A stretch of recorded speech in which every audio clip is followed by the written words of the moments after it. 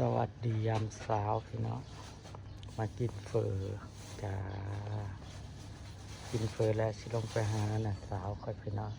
นางฟ้าซาลอนนางส่วนนางไป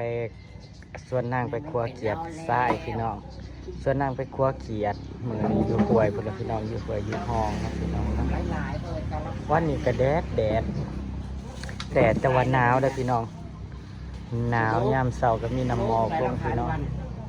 เนาะจ้า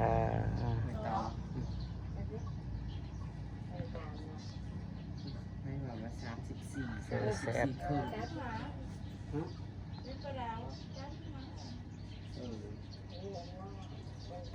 ขึ้นให้แน่โอ้ยแล้วยังเรียงอยู่ซั่นเนี่ย มันขึ้นหรือมันลงเดียวนี่นะ มันกำลัง ขึ้น ได้34 35 2 เดือนแล้วยังอีก2 เดือนโอ้ยพอได้ขายก็ได้40ก็ยังขายพอได้นั่นแน่มันขึ้นที่ขยับขึ้นเท่าละหน่อย มาจ้ากันขึ้นไว้ แล้วเส้นหมี่พี่น้องวันนี้กินเส้นหมี่เส้นมาม่าวันนี้กินเส้นมาม่าจ้า กินเฟอร์ไปนั่งถ่ายอยู่เดี๋ยวนี้นะ ถ่ายอยู่ใส่ นะ นั่งบอกไว้เด้ออยู่อย่าบอกนะซุ่มน่ะสิพากันไปครัวหอยไปจักเฮาก็ลืมว่าเฮาลืมเว้าว่ากับซุ่มนั้นมาไปครัวหอยถามเขาเบิ่งว่าเขาไปไปจัก เพราะว่าคอยว่าได้ไปไกลแล้ววันนี้เขาขนาดเข้ามาเห็น ลูกเอาบ่ เอาคอยนะเฟอร์ ตัวนี้เขาขายเขาดีจัก อันนี้มีบ่ มี หรือเฟอ มา โอ้ยเส้นมาม่าอันนี้ของข่อย เปลือย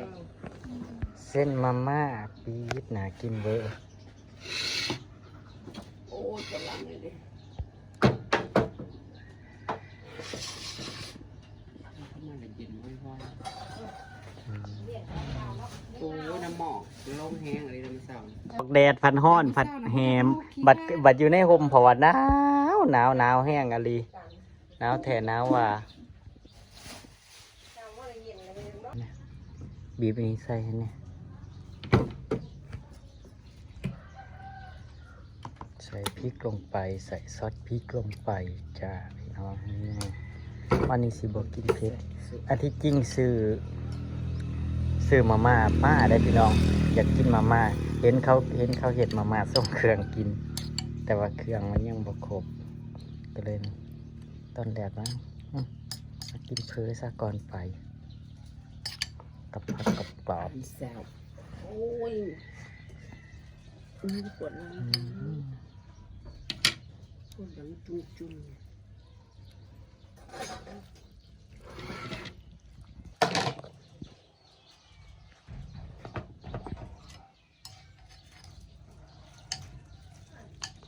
ผู้เสียรำเก็บนเท่า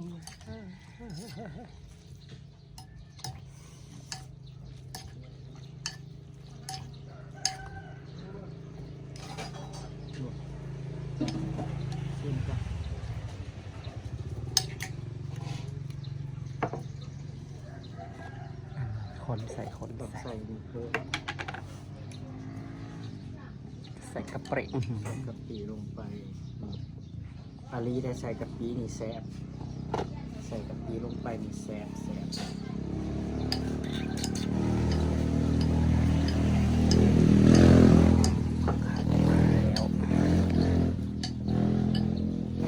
กินจ้าเบิ่งในพริกพี่น้องพริกงามเลยดิกัดเบิ่งกัดให้เบิ่งจักหน่วย บอนะยันเพชร อันนี้ของหน้า ใส่เซ็กซี่คาร์ายด้วย ของเจ้าก็สีลาย กะผู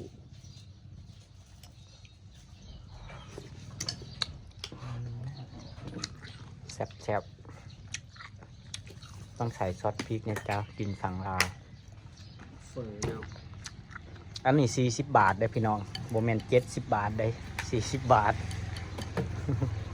40 บาท50 บาทมันบ่แพงหรอกสำหรับมาแถวบ้านเท่านั้น ไม่ใช่เพิ่ง40 บาท อืม มานั่งเฟอ70 อื บาท ม เป็น เพิ่ง40 บาท เฟอ70 บาทตลกอันที่จริงก็เป็นคนลาวคือกันเลย แต่ว่าบ้าน ก็น่าสิฮู้ 40 บาท ว่าค่าข้อง แพดก ว่าค่าข้อง10 บาทตัวเองเป็นจังได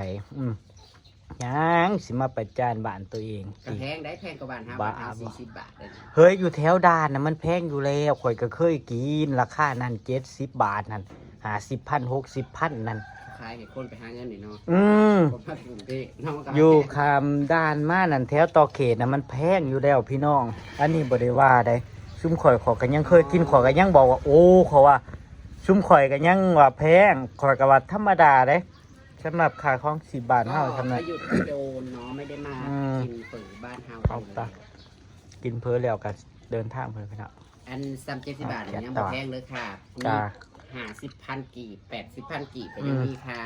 ถ้าสมมุติว่ามากินแถวตัวเมืองน่ะ80,000นั่นขนาดอยู่แถวปากเซนั่นอยู่แถวปากเซก็ยัง50,000 60,000แล้วจ้าเฟอนั่นจ้าเป็นเงินกีบนั่นได้แสบพอ อยู่บ้านคึมนี่คือว่าถือชุดอะไร40 บาท ไอคิวปีมา 40 บาท50 บาทนะคือถูกสุดละพี่น้องมึงแน่ถวยเบอร์เริ่มปุ่นมากินแต่ละเทือนะแทบสิบอยากเบิดแสบน้ำจ้าส่งถึงทีด้วยจ้าพี่น้อง พันส่งไป50 บาท บวกค่าส่ง10 บาท20 บาทนะจ้า ไปกินก็นั่งถาน างสิดาหัวนั่งบอกไว้ในนั่งว่ะ นั่งถา สวยแหละนั่งว่านั่งถ่ายอยู่ทงหาปลาบืนหาปลาบืนพี่น้องหาปลาบืนจ้ามีปลาบืนบ่นะมีบ่นะปลาบืน เข่าเพิ่นพี่น้องลงใส่เข่าใส่ปลาเพิ่นไปพรไปตามหานางฟ้าซาลอนอีกแล้ว ตามหานางฟ้าซาลอนอีกแล้วพี่น้องเมื่อเราเอาน้ำลงใส่หมักถั่วหมักแตงถั่วดงถั่วดินแล้วเป็นคลองพี่น้องไปปี๊ดขางหมักถั่ว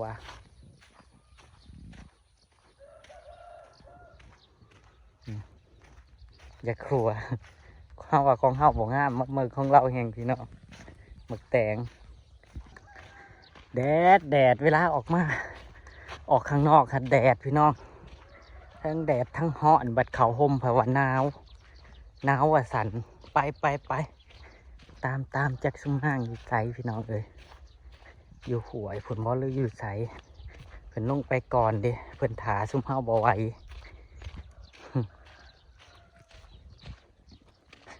ขมักขม่ำอยู่ผุนแม่นอยู่ว่าเสือสีแดงน่ะผุนเสือสีแดงขมุอยู่พุ่นเมื่อยดิ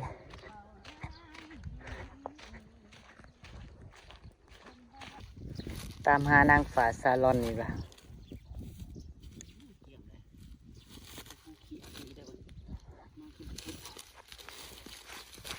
ได้โย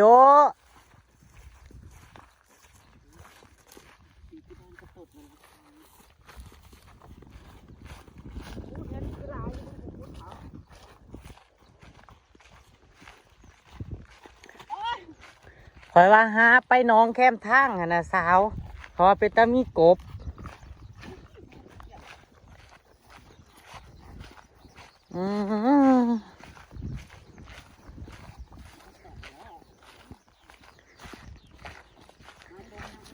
มือนี่คือใส่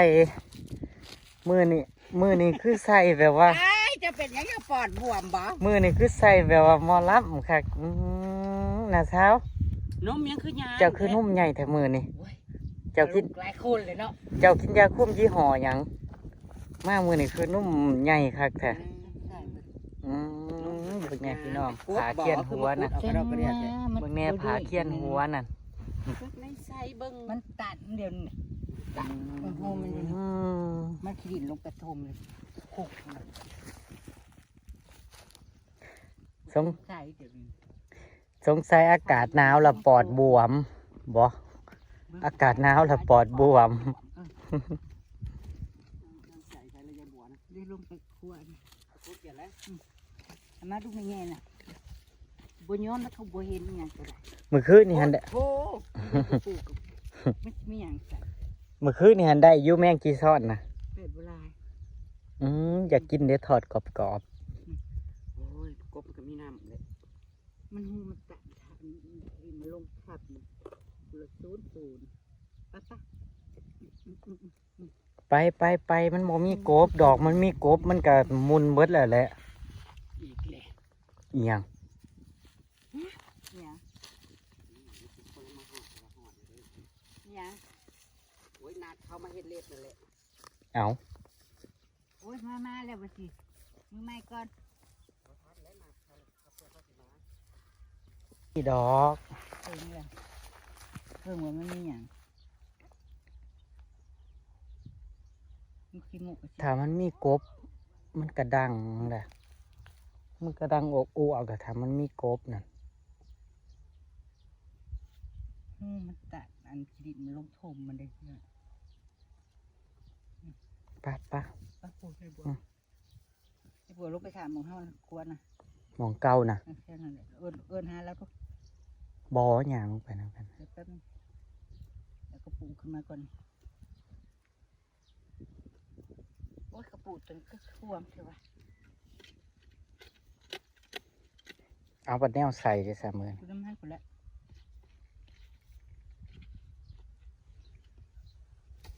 ว่าแดดจะว่าออกมาฮ้อนคักพี่น้อง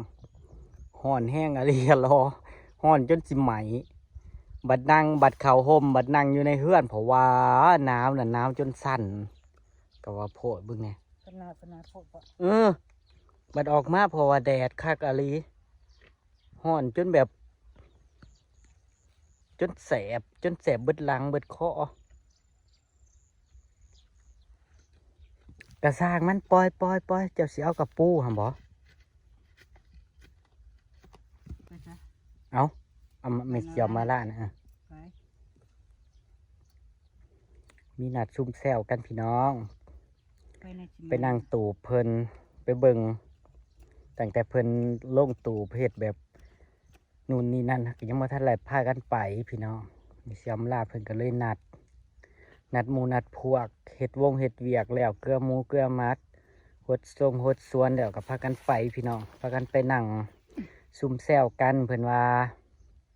สิปีงปีกเป็ดพี่น้องก่อกองไฟ สุ่มเซลแม่ปะ ซุ่มแซวแมวเป่า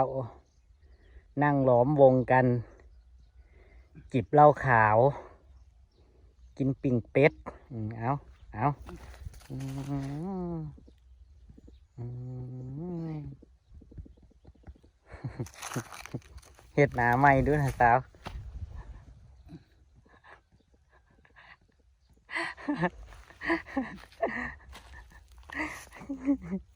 เบิ่งแหนี้พี่น้อง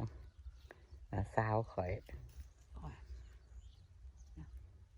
เราบ่ย่อมแพ้แล้วเราบ่ได้เราบ่ย่อมกับปูตัวนี้นะส่วนเอ่ยบัวพุ่นลงไปแล้วพี่น้องเราไปคว้าถาส่วนนั่งสีกันได้กับนัดเขาเห็ดเล็บ ลงมาหอดเพราะว่าเขาโทรมากว่ามาหอดแหละนั่งก็เลยต้องกราบขึ้นไปพี่น้องได้นัดเขาล่ะเขาก็สิหาถานั่งให้นั่งตามมาน้ำหลัง อยู่ในใส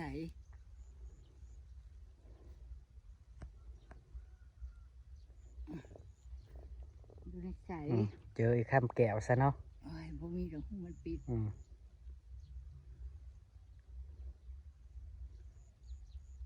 โอ้ยชีวิตมันลุกไปทมมันเดี๋ยวนี้โอ้ยถ้าไม่ครบไปมึงตายอยู่นี่ อ่ะคู่มันเกี่ยงบ่ เรียก คุดคุดให้ได้กระปูไปทอด มือนั้นอีหยังว่าลืมล่ะมือนั้นที่เขียดนั้นที่ครัวมามือนั้นเฮ็ดจังไดกิน อ้อมจิแม่สิโกนเอาปูให้ เนี่ยบ่มีแนวใส่ถุงยางกับบ่มี เถือก มื้อเช้านี่ไปหานเจนางหอมเขาออมเขียด คือ มเขียดไว้ หอมเลยดิ อ้อมแค่ เขาออมเขียดกิน โอ้ย แซ่บได้พี่น้องออมเขียดออมกบ แค่จะมันอ่อนเถอะ มือลงเมื่อบ้านหาถ้าแม่อยากได้ลงอยู่พี่น้องเขียดสีส่วนไม่เสียวตุยไปหาสีส่วนเพิ่นไปกันก่อนพี่น้อง จะไปเมื่อใด จากลังบุญบาทมีเสียวมาล่านี่แหละ มื่อนี้วันที่เท่าไหร่แล้วบ่ 14บอกมือนี่อีก แม่นบ่ 2-3 มื้อเพอบุญบาทเพิ่นมาที่17ขั้นสีลงกะบุญบานเมเสียวเนาะก็เลยอยู่เล่นบุญบานเพิ่นก่อนจังลงบ่ต้องเอาดอกนาสาวไปปล่อยมันเป็นแม่พันธุ์ข่อยขุดเก่งพี่น้องขุดเก่งแต่นี่เกิดอะไรเลยหูโคตร เอาขุด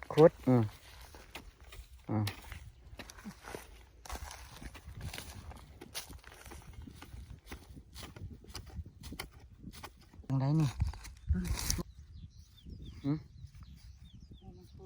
เห็นบ่เบิ่ง ก็นั่นนี่เด็กอ่ะกดติดก้น อืม นี่ก็เกี้ยงเขียดนี่ มีแต่หูเก่งพี่น้องเลย ก้นเอา บ่ฮอดจักเทื่อดอกหวยนั่นว่า มันกระเทนเป็นตาสนใจนะ มึงเนี่ยเวลารถแล่นเบิ่งในขี้ฝุ่นนะหายกว่า พี่ไอ้ซื้อกล่องคนนั้นให้ดู ดีกว่า PM นี่พี่ไอ้ แต่ว่าดินมันแข็งพี่น้อง แขกไปทางเพิ่งนี่แหละ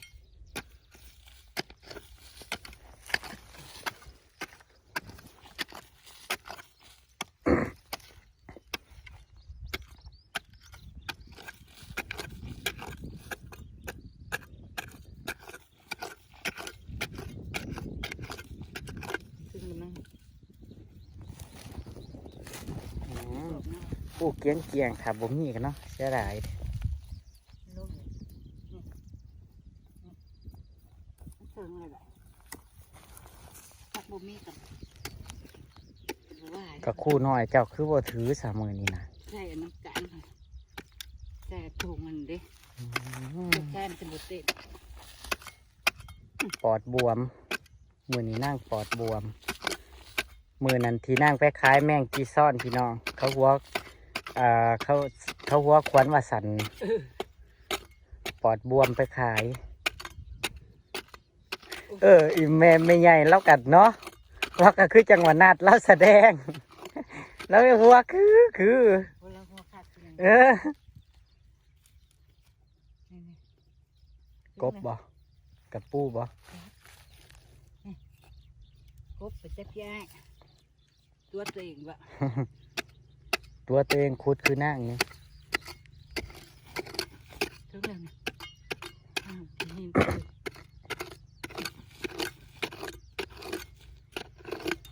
ที่ดินลกไปทมมันนี่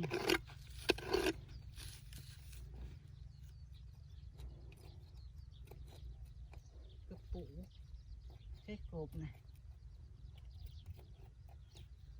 กระปูโอ้ยเหินเลย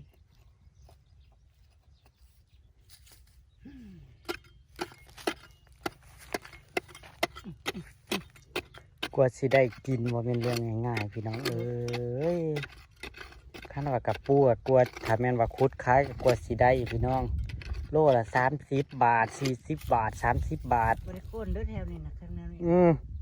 ดินแบบนี้คอยกะคอยย่อมเด้อ ถ้าอยากหาขายก็คือไปหาก้นตามแบบหวยเนาะตามหวยตามแบบดินทรายจังสิพี่น้องดินแบบนี้โอ้ย หินแห่ ดินหินแห่แบบนี้กว่าสิกลได้แต่ละโตว หินแห่ไปซุ่มดินได้ กับ พี่ไอ้เอ้ยมันโหด ก็เพราะว่าถึงว่าบ่เห็นเขากลนกับปงกับปูผู้มันก็คือหลายแถวนี้นั่นเพราะว่ามันกลนมันกลนยากพี่น้อง ดินมันแข็งมันเป็นดินหินแห่เขาก็เลยโบกขุดแถวนี้นั่นคือแถวบ้านมีเซียวตุยน่ะพี่ หายซ้ำบ่เด็ก มันบ่มีหอดผู้ ตัวมันจ่ายค่านี่ อืม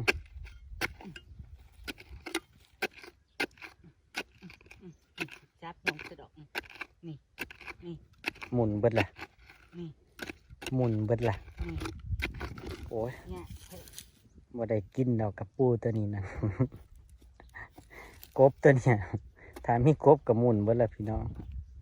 บ่มีดอกกบนั่นอันกับปูก็ยังหมุนเบิดเลยนั่น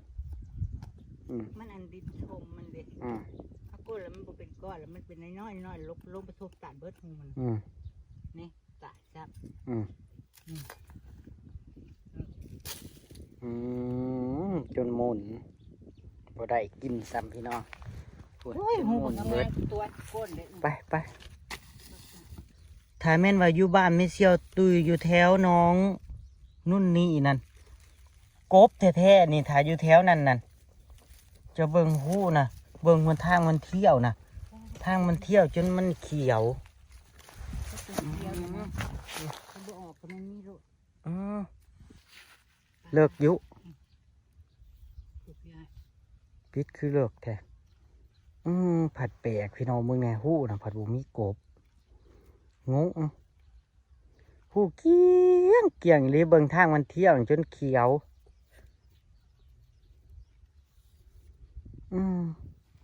แปลก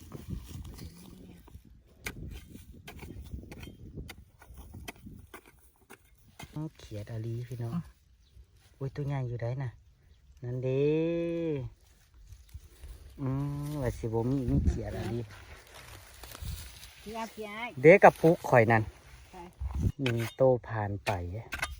โตบักไงเต๋ออยู่พี่น้อง ยังถือตัวนี้ แม่นบ่ว่าสิบ่มี เห็นดิ มีเสยโอ้ยสอนกันพี่น้องสอนกันสองโต ตัวใหญ่เลย ขุดเอารถมันสิตาย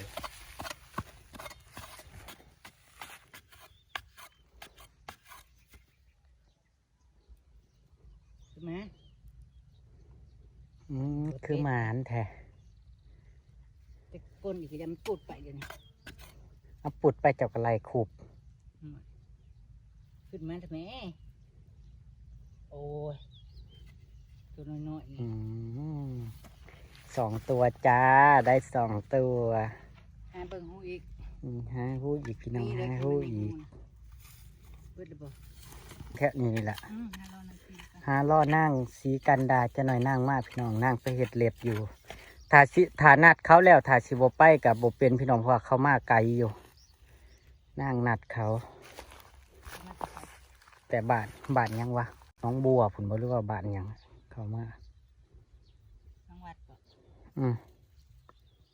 นางก็เลยจำเป็นต้องไปพี่นางอยู่เพื่อนสาวนางพุ่นละอยู่แถวตลาดพุ่นเนาะพี่น้องสีหารอดนางถาแถวนี่แหละไอ้เอ้ยบัวฮะไอ้เอ้ยบัวคัวถาซะอยู่แถวอยู่ห้วยนั่นอยู่หม่องเก่าพุ่นละพี่น้องแล้วคัวอยู่แถวพุ่นเพราะว่าเขียดทรายเขียดน่ะมันร้ายเนาะพี่น้องเนาะไปพี่น้องเขากระเสียมลาผ้าจากแล้วพี่น้องติดตามคลิปหน้าเด้อพุ่นอยู่แจ้พุ่นติดตามคลิปหน้ากันเลยกันพี่น้องขอบบุญขอบคุณเด้อที่เขามาหลับต้มพี่น้องขอบคุณทุกกำลังใจนะพี่น้องนะทุกการติดตามแล้วก็ฝากดูฝากส้มฝากกดไลค์กดแชร์คือเส้นเก่าเส้นเคยเด้อพี่น้องอย่าลืมดูโฆษณาให้ด้วยจ้า ไปละพี่น้องสวัสดีครับผมมือแรงกับพุ่นละพี่น้องซุ่มแซวแม่เป่าอยู่ตูบหน่อยมีเสียมมาล่าเนาะพี่น้อง แมลง จ้ามือแรง หูนี่ มือนี่แหละ หูนี่บ่ เด้หูฟังพี่ข้างหลังเจ้าเนี่ย